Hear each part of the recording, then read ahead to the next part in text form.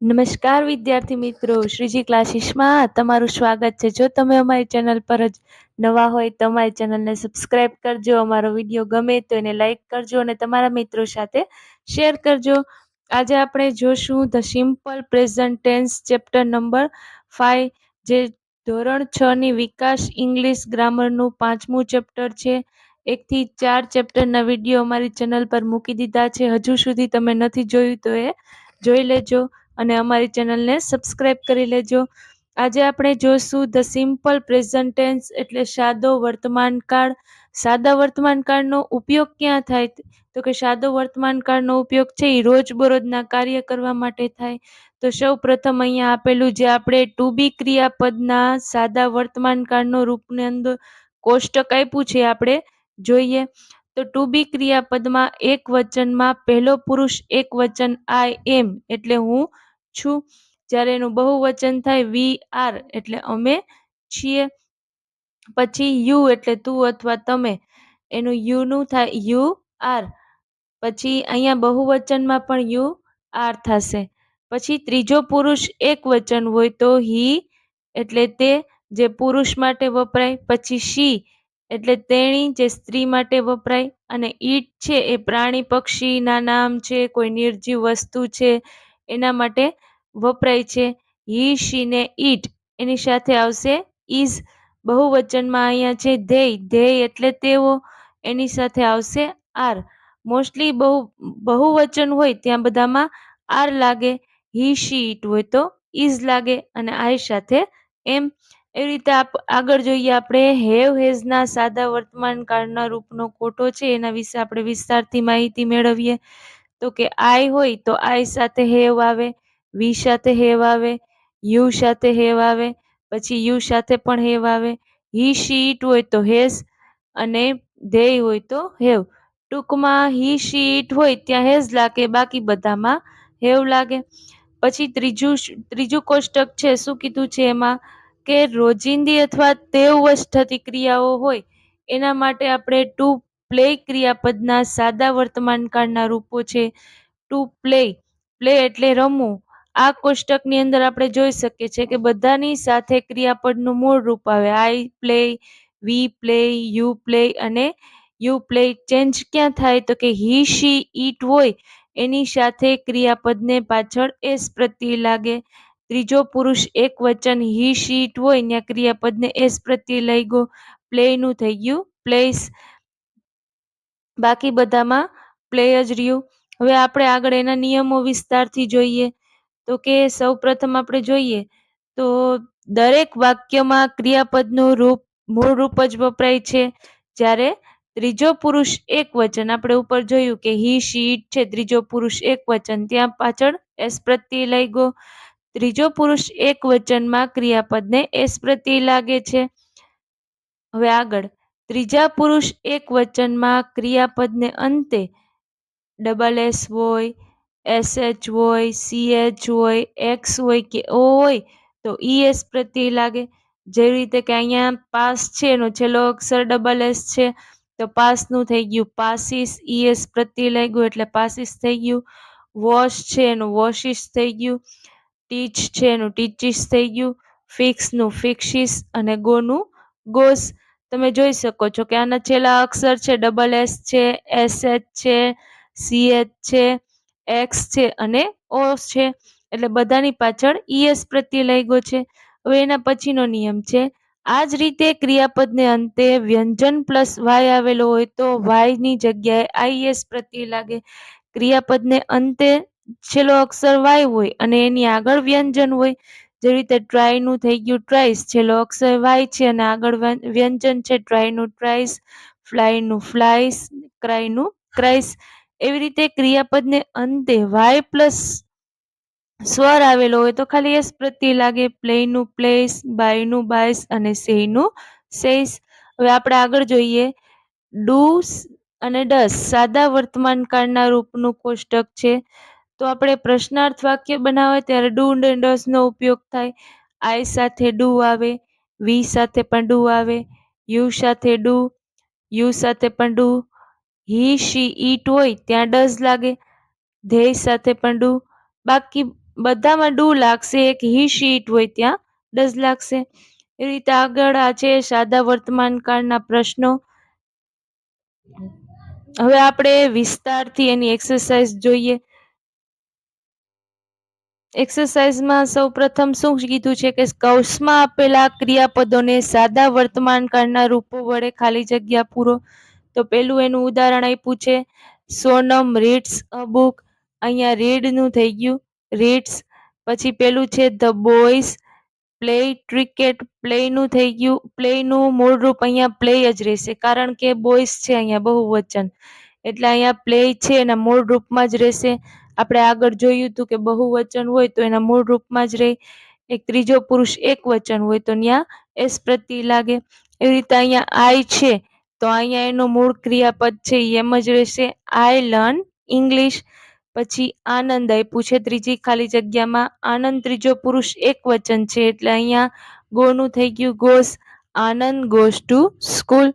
પછી છે અમિત અને નેહા કમ હોમ. બહુવચન છે એટલે મૂળ ક્રિયાપદ એમ જ રહ્યું. પછી પાંચમું યુ સિંગ અ સોંગ. પછી છઠ્ઠાની અંદર છે વી ફ્લાય. ફ્લાય એટલે ઉડવું. વી ફ્લાય કાઇટ્સ. બહુવચન છે એટલે અહીંયા પણ મૂળ રૂપ એમ નમ્ર્યું. પછી સાતમું છે અ bird blank in the sky. અહીંયા કાઉન્સમાં આપ્યું છે ફ્લાય. ત્રીજો પુરુષ એક વચન છે અ બર્ડ, અને અહીંયા ક્રિયાપદ આપ્યું છે ફ્લાય. પણ આપણે અહીંયા જોવાનું છેલ્લો અક્ષર વાય છે અને આની આગળ વ્યંજન છે એટલે વાય નીકળી જશે અને આઈએસ પ્રત્યય લાગશે એટલે ફ્લાય નું થઈ જશે ફ્લાઇસ. પછી કાવ ઇટ્સ એન્ડ ગ્રાસ. ઈટ નું થઈ ગયું ઈટ નું થઈ ગયું ઇટ્સ. પછી આગળ નવમું છે મધર કોક્સ ફૂડ. કોક નું થઈ ગયું કુક્સ. પછી 10માની અંદર આપ્યું છે ધ ટીચર ટીટ્સ અસ. અહીંયા આપણે જોઈએ કે છેલ્લો અક્ષર ટીચ છે એમાં છેલ્લો અક્ષર સી એચ આવે છે. સી આપણે નિયમ મુજબ જોયું હતું કે સી એચ હોય તો ઈએસ પ્રત્યય લાગશે. પછી 11મું જોઈએ the sun rises in the East. પછી 12માની અંદર આવશે વી લીવ ઇન જામનગર. 13મું છે આઈ હેવ અ બેગ. હવે આપણે આગળ 14મી ખાલી જગ્યા જોઈએ તો જતીન છે ત્રીજો પુરુષ એક વચન છે ને અહીંયા આપ્યું છે હેવ. તો આપણે જોયું હતું કે ત્રીજો પુરુષ એક વચન હોય તો ત્યાં હેઝ લાગે એટલે અહીંયા શું થઈ જશે હેવ નું હેઝ. એટલે અહીંયા ખાલી જગ્યામાં આવશે has. Jatin has many toys. પછી 15મું છે the elephant has a long trunk. અહીંયા પણ હેવ આપ્યું છે ને એલિફન્ટ છે એ ત્રીજો પુરુષ એક વચન છે એટલે અહીંયા આવશે હેઝ. પછી 16માની અંદર આપ્યું છે દર્શન બ્લેન્ક ધ બોલ. અહીંયા કાઉન્સમાં ક્રિયાપદ આપ્યું છે કેચ. છેલ્લો અક્ષર સી જ છે એટલે ઈએસ પ્રત્યય લાગશે એટલે ખાલી જગ્યા બનશે દર્શન કેચીસ ધ બોલ. પછી 17માની અંદર વિનય ત્રીજો પુરુષ એક વચન એટલે બાય નું બાઈસ થઈ જશે વિનય બાઈસ ધ ટોઈસ. પછી 18મું છે the boys write on the blackboard. બહુવચન છે એટલે મૂળ ક્રિયાપદ રહે. પછી 19માની અંદર આવશે વી ઓપન અવર બુક્સ. પછી 20મું બનશે the peon rings the bell. Ring નું થઈ ગયું અહીંયા રિંગ્સ. હવે પ્રશ્ન નંબર 2 જોઈએ આપણે. કૌંસમાં આપેલા શબ્દોનો ઉપયોગ કરીને પ્રશ્નના ઉત્તર લખો. એનું ઉદાહરણ આપ્યું છે પેલા what does the Nitin write. કાઉન્સમાં આપ્યું પોયમ તો રાઇટ નું થઈ જશે અહીંયા રાઇટ્સ. ત્રીજો પુરુષ એક વચન છે એટલે નીતિન રાઇટ્સ અ પોયમ. હવે આપણે પેલું જોઈએ તો હુ ઓપન્સ ધ ડોર. તો કાઉન્સની અંદર આપ્યું છે મોહિત. હુ ઓપન્સ ધ ડોર એટલે દરવાજો કોણ ખોલે છે તો એનું સેન્ટેન્સ બનશે મોહિત ઓપન્સ ધ ડોર. મોહિત છે દરવાજો ખોલે છે. પછી છે when do the boys play.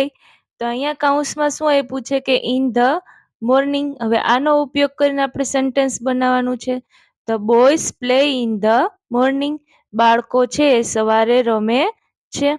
પછી છે which dress does Kavita like. અહીંયા આપ્યું છે બ્લુ ડ્રેસ. તો સેન્ટેન્સ બનશે કવિતા લાઇક્સ બ્લુ ડ્રેસ. કવિતાને બ્લુ ડ્રેસ ગમે છે. એના પછી ચોથું sentence where do the ships sail, તો અહીંયા એ પૂછે ઓન ધ સીસ, તો સેન્ટેન્સ બનશે the ships cell on the seats. પછી છે પાંચમું સેન્ટેન્સ જોઈએ તો વેર ડુ ધ ગર્લ્સ કીપ, અહીંયા છે ઇન ધ ગાર્ડન, તો સેન્ટેન્સ બનશે the girls keep in the garden. Girl છે મીન્સ છોકરીઓ છે એ ગાર્ડનમાં દોરડા કૂદે છે. પછીનું સેન્ટેન્સ બનશે vote does the elephant enjoy, કૌંસમાં એ પૂછે સ્વિમિંગ, તો સેન્ટેન્સ બનશે ધ એલિફન્ટ એન્જોયડ સ્વિમિંગ, જે હાથી છે એ સ્વિમિંગ એટલે તરવાનો આનંદ માણે છે. પછી છે vote does the town clock says, સમય આપ્યો છે અહીંયા 6 o'clock, તો સેન્ટેન્સ શું બનશે the town clock says 6 o'clock, કેટલો ઘડિયાળમાં કેટલો સમય બતાવે છે તો કે 6 વાગ્યા છે એવું. પછી હુ ટીચ ઇંગ્લિશ, તો અહીંયા શું આપ્યું છે મિસ્ટર મહેતા, તો સેન્ટેન્સ બનશે mister Mehta teach English, mister Mehta છે એટલે શ્રીમાન મહેતા છે ઇંગ્લિશ ભણાવે છે અથવા ઇંગ્લિશ શીખવે છે. નવમું સેન્ટેન્સ છે when does the Ramjibhai reach home, તો અહીં પૂછો સમય ઇન ધ આફ્ટરનૂન, તો સેન્ટેન્સ બનશે Ramjibhai reach home in the afternoon, Ramjibhai છે એ ઘરે આફ્ટરનૂનમાં પહોંચે છે.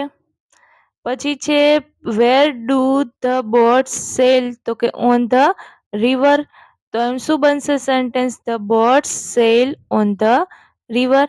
હવે 11મું સેન્ટેન્સ છે when do the celebrate Uttarayan, તો અહીંયા એનો સમય આપ્યો છે ઓન 14th જાન્યુઆરી, તો સેન્ટેન્સ બનશે we celebrate Uttarayan on 14th જાન્યુઆરી.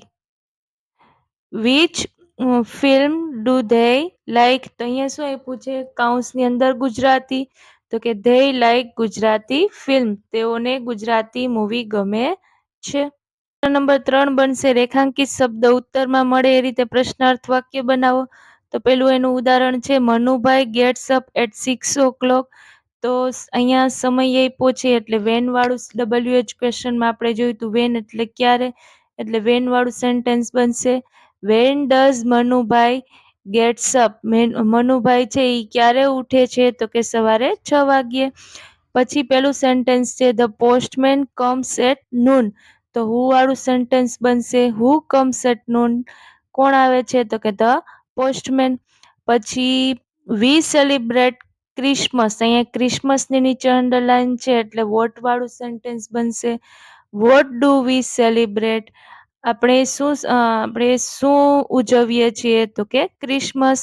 પછી ત્રીજું સેન્ટેન્સ બનશે the gardener waters the flower plants, તો સેન્ટેન્સ બનશે where does the gardener water, તો શું થશે ધ ફ્લાવર પ્લાન્ટ છે, ગાર્ડનર છે મીન્સ કે માળી છે એ કઈ જગ્યાએ પાણીને છોડને પાણી આપે છે તો કે ધ ફ્લાવર પ્લાન્ટમાં.